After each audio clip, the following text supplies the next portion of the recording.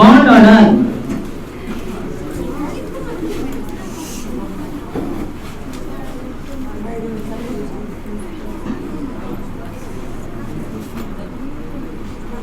यहां पर इस बॉन्ड ऑर्डर को समझने के लिए O2 का कॉन्फ़िगरेशन लिखा जा रहा है और O2 का कॉन्फ़िगरेशन आप सभी स्टूडेंट अच्छे से लिख चुके हैं। Sigma 1s2 sigma anti bonding 1s2 sigma 2s2 sigma anti bonding 2s2 sigma 2pz2 पाई 2px2 पाई 2py2 और पाई एंटी बॉन्डिंग 2px1 पाई एंटी बॉन्डिंग 2py1।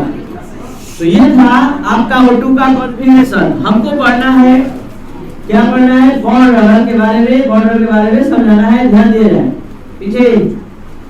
तो यहाँ फर्स्ट ऑफ ऑल O2 का बॉन्ड ऑर्डर निकालने के लिए सिखा रहे हैं, उसके बाद हर एक टर्म को डिफाइन करेंगे।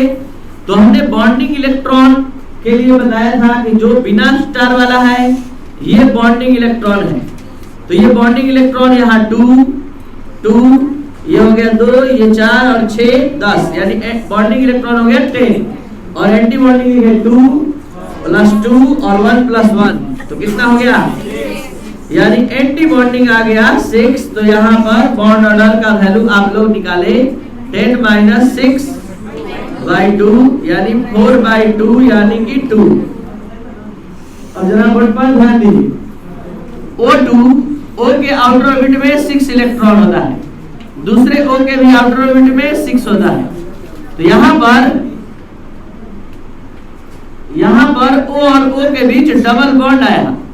इस डबल बॉन्ड के प्रूफ को ये समझा रहा है कि बॉन्ड ऑर्डर का मान 2 आना इस बात का प्रूफ है कि डबल बॉन्ड रहेगा O और O के बीच। यानी कि वास्तव में बॉन्ड ऑर्डर क्या है? The number of covalent bonds present between the atoms in a molecule। किसी मॉलिक्यूल में कोवैलेंट बॉन्ड की जो संख्या होती है वही बॉन्ड ऑर्डर है। आपको पता होना चाहिए कि H2 मॉलिक्यूल में H और H के बीच सिंगल बॉन्ड होता है। आप कल बॉन्ड ऑर्डर या होमवर्क में बनाए भी, निकाले भी, बनाया होगा। N2 मॉलिक्यूल में N और N के बीच ट्रिपल बॉन्ड आया। तो यहाँ बॉन्ड ऑर्डर का वैल्यू आया कितना? 3। तो यहाँ बॉन्ड ऑर्डर 1, यहाँ 2, यहाँ 3 आना इस बात का प्रूफ है कि वास्तव में बॉन्ड ऑर्डर है क्या? तो किसी मॉलिक्यूल में दो एटम के बीच जो कोवैलेंट बॉन्ड की संख्या है वही बॉन्ड ऑर्डर कहलाता है। The number of covalent bonds present between the atoms in a molecule is called bond order। ये पहला डेफिनेशन बॉन्ड ऑर्डर का। दूसरा डेफिनेशन इस फार्मूले से आपका आ जाएगा कि बॉन्ड ऑर्डर इक्वल होता है, आप सभी स्टूडेंट याद कर चुके हैं, Np - Na/2। तो इसी को हमने डेफिनेशन में कन्वर्ट कर दिया। The half of the difference between bonding and anti-bonding electron is called bond order। Bonding electron और एंटी बॉन्डिंग इलेक्ट्रॉन के डिफरेंस के आधे को, हाफ को क्या कहते हैं? Bond order. जिसमें Nb क्या है? बॉन्डिंग बिना स्टार वाला, और Na क्या है? Anti bonding. अब बॉन्ड ऑर्डर का डिटेल शुरू हो रहा है।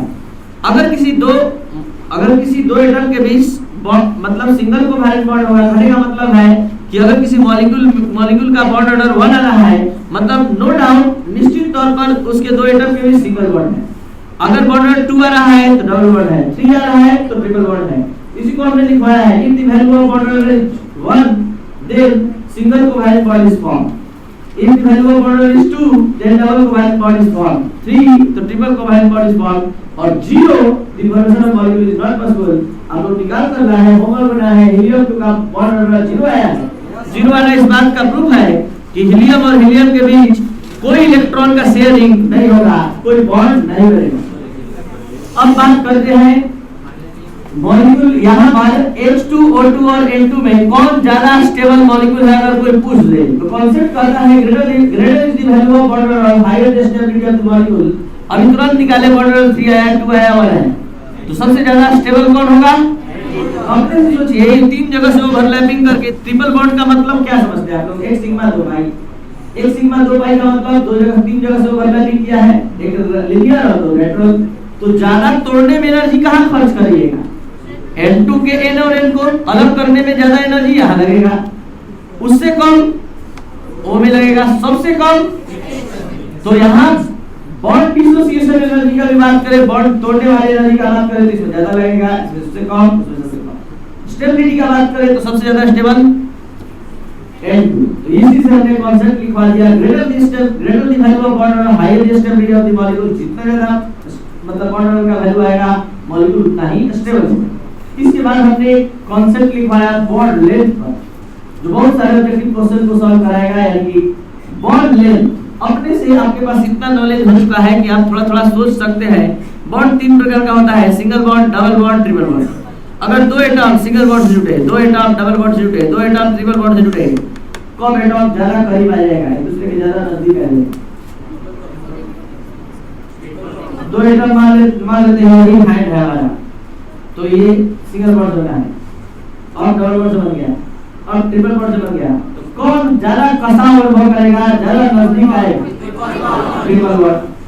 तो बॉन्ड ऑर्डर का मान जितना अधिक होता है, बॉन्ड ऑर्डर, अब इसमें लंबाई का पहले बात करते हैं। सबसे ज्यादा लंबा बॉन्ड होगा, ज्यादा लेंथ वाला होगा सिंगल बॉन्ड, उससे कम और सबसे कम, यानी सबसे कम डिस्टेंस किसमें होगा, N और L के बीच, उससे कम उससे अधिक डिस्टेंस और सबसे अधिक डिस्टेंस। तो यहाँ सिंगल बॉन्ड का बॉन्ड लेंथ अधिक होता है, डबल बॉन्ड का उससे कम, ट्रिपल बॉन्ड का, लेकिन बॉन्ड ऑर्डर इसी का अधिक होता है।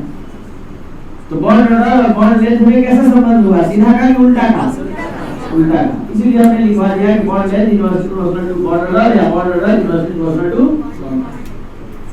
तो ये था आपका बॉन्ड